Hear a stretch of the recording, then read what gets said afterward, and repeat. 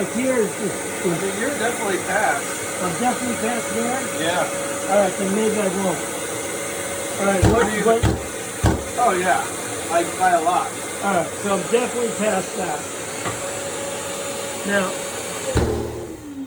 here's the other thing. It's really going to help us in a lot of ways because remember I said we're going to have two moldings basically go in and out over each other as it expands and contracts. By doing this, the one that's on top is really going to fit underneath there. Yeah.